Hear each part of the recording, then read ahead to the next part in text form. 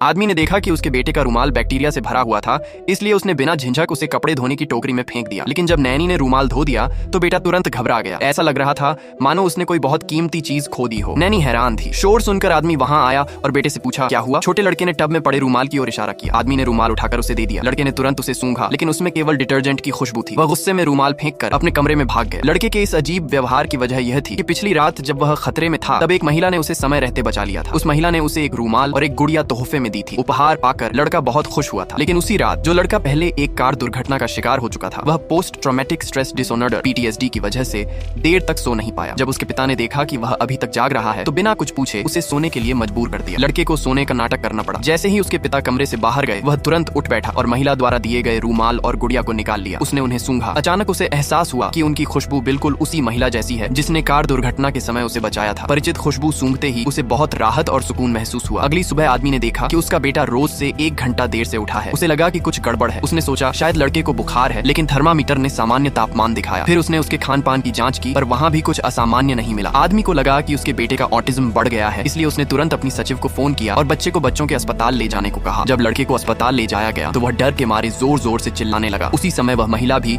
अस्पताल में अपना काम शुरू करने पहुंची थी। लड़के की चीख सुनकर वह जिज्ञासावश कमरे में गई और देखा कि वही छोटा लड़का है जिसे उसने 1 दिन पहले बचाया था। महिला आगे बढ़ी और उसने लड़के का अभिवादन किया। उसने ध्यान दिया कि लड़का कार वाले खिलौनों से खेलना पसंद नहीं करता, इसलिए उसने उसे दूसरे कमरे में जाकर उसके साथ खेलने का निमंत्रण दिया। जो लड़का आमतौर पर अजनबियों से बात नहीं करता था, उसने उसका निमंत्रण स्वीकार कर लिया। यह देखकर आदमी की सचिव हैरान रह गई। दूसरे कमरे में पहुंचकर महिला ने 2 लॉलीपॉप निकाले। उसने धीरे और प्यार से लड़के से बातचीत शुरू की ताकि उसकी स्थिति के बारे में जान सके।